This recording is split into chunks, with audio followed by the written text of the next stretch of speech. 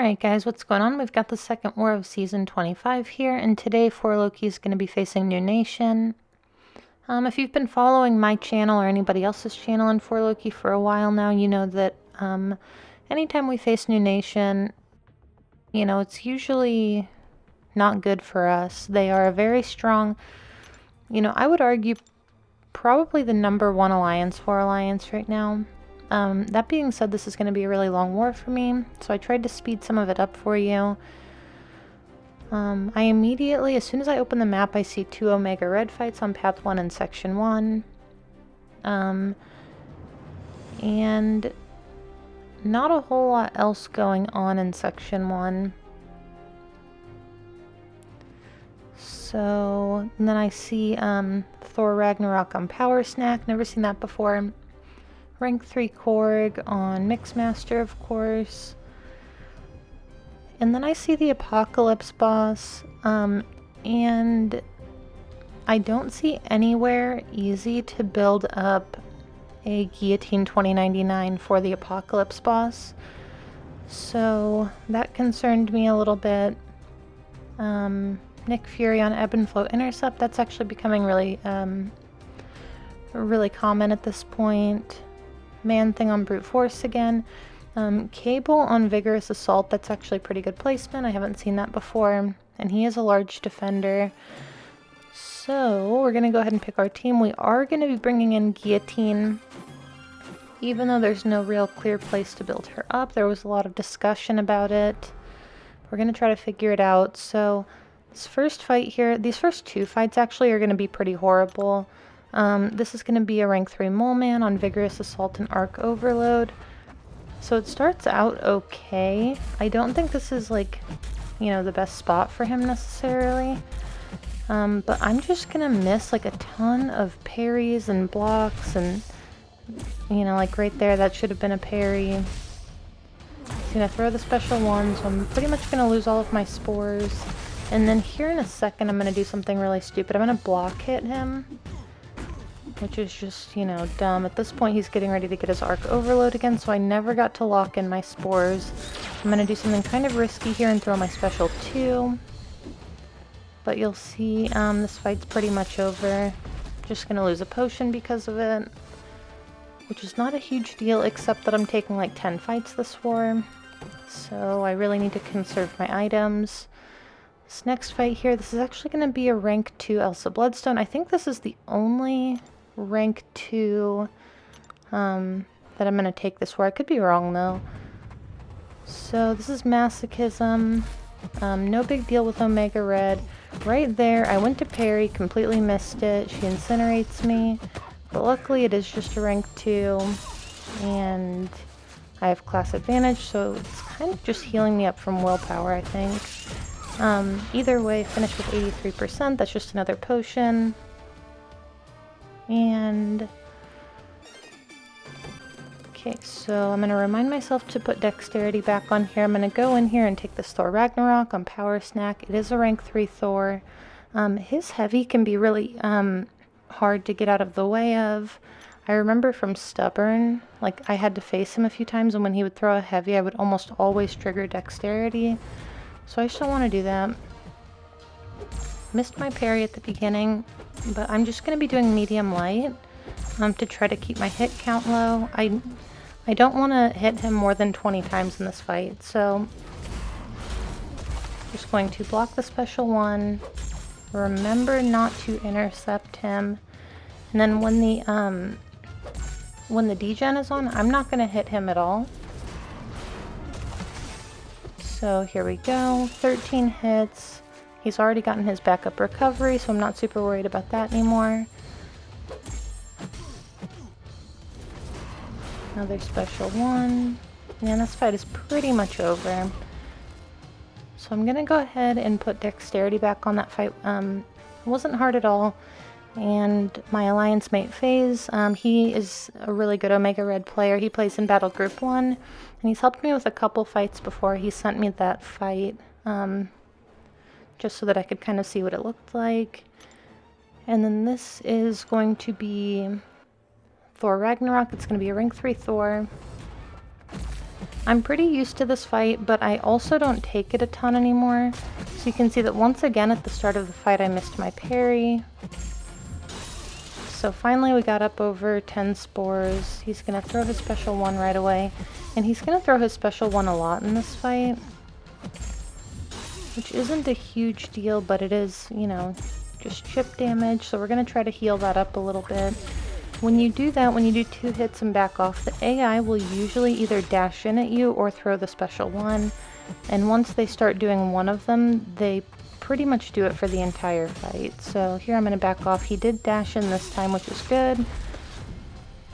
I want to use my special 3 when I know that it won't kill him because I want to try to heal up. I'm at 85% right now. I still need Omega for quite a few fights. And I've already made a couple mistakes this war, so go ahead and throw the special 3. You can see it power drains him. We are back at 100% now. He's about to die. Fight's over. So it went really well. Definitely could have gone much worse. And now we're going to share some energy with Legacy here so that he can get all of his fights done. And this is the place that I felt most comfortable building up Guillotine. You can see that Hitmonkey, even at rank 3, he has, I'm going to take a screenshot of his health. We did some math. And basically I had to remove all of my attack masteries for this fight. And it was still kind of cutting it close because every hit on Guillotine's combo meter increases her attack by like 49, I think, up until 100 hits. So if the fight goes on for too long, you know, it can get pretty dicey with the rage cap. So my attack isn't boosted at all, my health is boosted a little bit, and I'm going to speed this up because it's going to be kind of a long fight.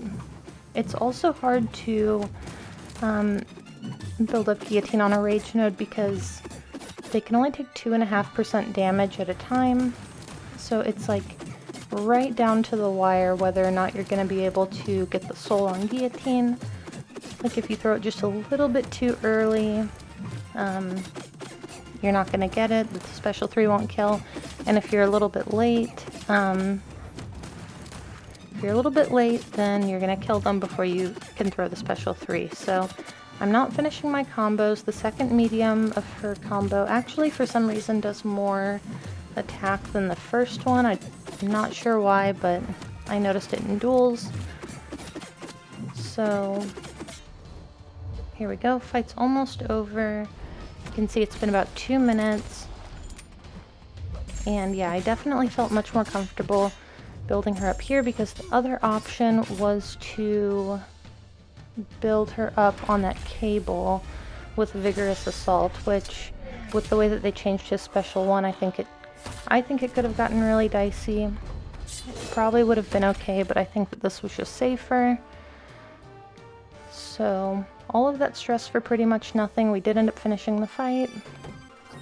Now we're going to move up here to Immortal Abomination. It's only a rank 5 5-star. I didn't realize that going into this. But the main thing here is that I don't want to let him get to 10 self-poisons, I think, gives him acid burn. And that would just do a lot of damage. It would just do a lot of damage to me, so... And I think it's like Omega Red's Death Field. It's just if you're close, you're gonna get inflicted with it, so... Yeah, I'm not gonna be afraid to push him to the special 2. The special 1 gives him extra poisons. You can see now he's at 7 of them. So I am gonna have to push him to a special 2, and then just be as aggressive as possible. He is gonna throw it here. Not a huge deal, but it did take like 15% of my health. He does end up going down though. I don't think that's the best placement for him. I definitely think there are better spots to put him. But yeah, so either way, we are going to move up now to this Nick Fury. I took this fight last time. This one is not going to go as smoothly as the last one did. The last time I took this fight, I finished at 100% health. This time I'm not going to. You're gonna see his AI gets really weird. He doesn't want to like play into me as much as he normally does. So right there, I would normally go for a heavy. There I should have gone for a heavy. I don't know why I didn't. So he's going to throw the special one into my block, which is pretty annoying. And here he's going to throw another one. So I haven't locked in my spores once, and I've only gotten like 2 intercepts off against him. But you'll see that it's really not a big deal. And then here he's like just block hitting me a bunch. Very annoying. So I'm going to throw my special 2 here. Take some recoil damage. Right here, you know, he's going to get really passive. So I'm basically going to lose all of my spores again. Here he is not wanting to throw the special 2. He's just wanting to throw heavy attacks. Again, super annoying. So I'm going to lock in some spores. I'm going to try to get a heavy off kind of towards the end if I can. And hopefully get some regen, but it's not looking likely at this point. Lots of block hits. But you can see he's had protection up this entire time, and he's still losing, like, you know, a good amount of health. So finally got the intercept there.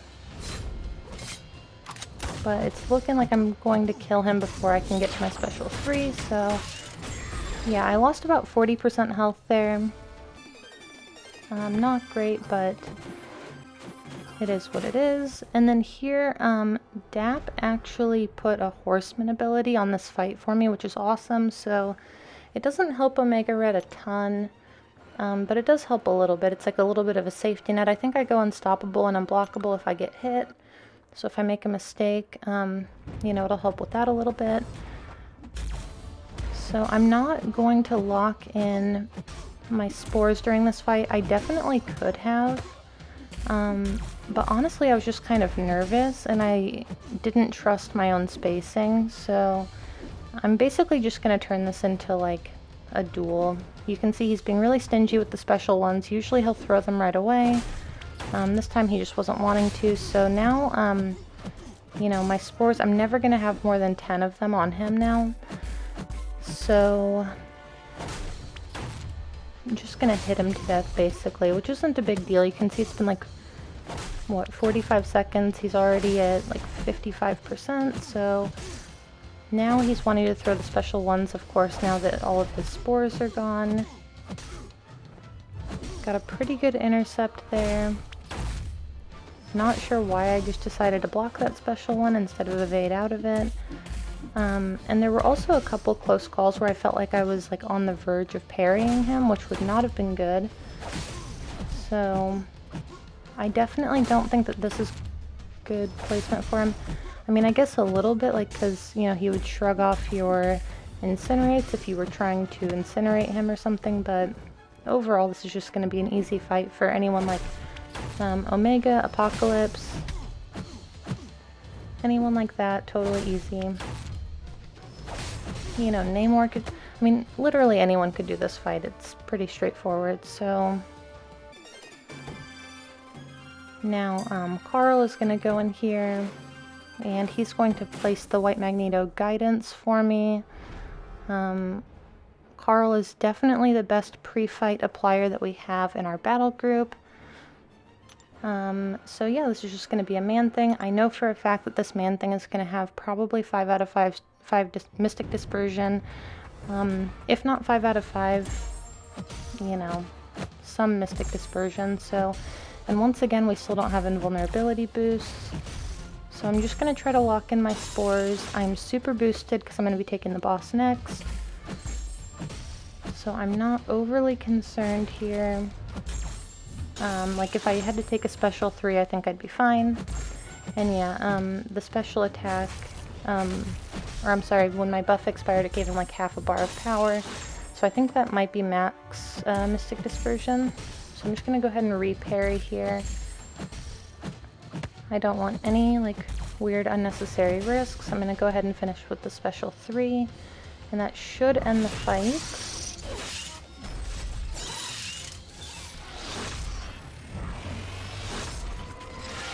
So, fight's over, no big deal. So you can see, like, even though I've had a lot of fights, I don't think I've had any, like, particularly tough fights this war. But this Apocalypse, you know, I have a ton of pre-fights on him. And if you guys have seen me take this boss before, I always throw the special 2. It never triggers protection. And, you know, if I do 4 hits and then, like, go into block immediately, he won't throw the special 1. I always want to push him to a special 2. And it's not going to go that way this time, so I'm going to take a bunch of extra block damage for some reason. And it's actually really frustrating. And then one of my special 2s is going to give him protection, which makes no sense because I didn't do 300% of my base attack, so I don't know why that happened. Okay, so first special 2, get out of the way of that one. I'm going to go ahead and use my special 2.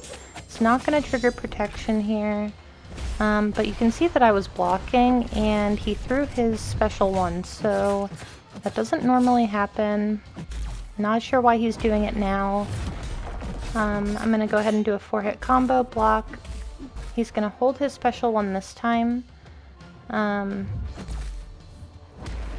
And usually if you go in and tap his block just 1 time, he will be really quick to do a heavy attack.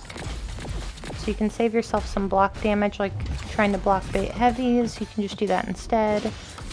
Second special 2 of mine, you can see it's doing really good damage. There I was blocking again after my special 2, and he's just going to throw his special 1 right into my block. And it's actually going to happen a 3rd time, so super... you know, kind of weird AI. Right there you can see 4 hits into a block, and he is just going to blast into me again with a special 1. I mean, something clearly changed there. I don't know what it was. Here I'm going to go ahead and throw my special 2. It definitely did not hit the protection cap, so I'm not sure what happened, why he got his protection there, but he shouldn't have. It's okay though, 1 more hit and he's gonna go down. So that was the end of my war. It was 10 fights, which is the most I've had in a couple seasons probably. You can see Bryn is in the like war room chat. And Bryn is one of the best players in our alliance. He actually is going to be posting war videos this season, so if you're interested in watching them, I posted a link on Twitter. And we did end up losing this war, unfortunately. You can see they died 2 times, we died 10 times. It was almost an exact reversal of our last war. Last war, I think we died 3 times, ISO8A died 10 times, so we just had a lot of silly mistakes, unfortunately. My battle group died 1 time, so we did really well. I think that we tied with their battle group 3. I think it was 1-1. So as far as, like, you know, losing your battle group goes, we won our first war with 0 deaths, and then tied our second one with 1. But yeah, so either way, thank you guys so much for watching, and I will see you in the next one.